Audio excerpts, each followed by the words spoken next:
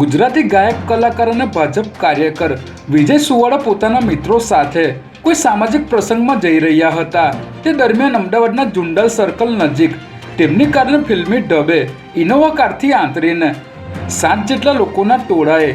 જીવલેણ હુમલાનો પ્રયાસ કર્યો હતો। હુમલાખોરો તલવાર અને લાકડી સહિતના હથિયારો સાથે આવ્યા હતા, પરંતુ વિજય સુવાળાના ડ્રાઈવરે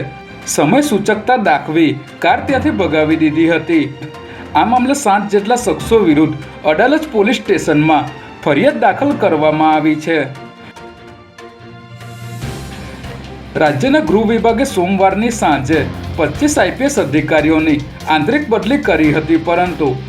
આ બદલીઓમાં સીઆઈડી ક્રાઇમના વડા અને એસપીની બદલી કરી દેવામાં આવતા અનેક તર્ક વિતર્કો ઊભા થયા છે, કારણ કે સીઆઈડીના વડાની બદલી થતાની સાથે જ તેમનો ચાર્જ કોને સોંપવામાં આવશે તેની ચોખવટ કરવામાં નથી આવી, જેના કારણે ભૂપેન્દ્રસિંહ ઝાલાના કૌભાંડની તપાસ સિવાયના અન્ય બીજા ઘણા મહત્વના કેસોની તપાસ કોણ કરશે તેવો મોટો સવાલ ઊભો થઈ રહ્યો છે।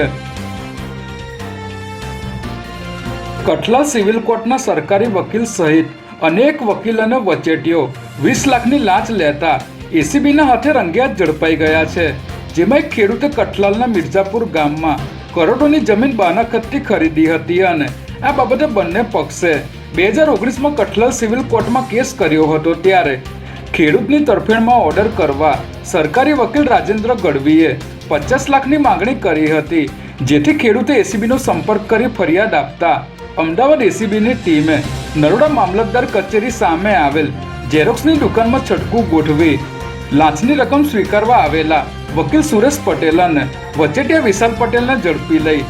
એસીબીની બીજી ટીમે 500 મીટર નજીકથી જ રાજેન્દ્રભાઈને પણ ઝડપી લીધા હતા।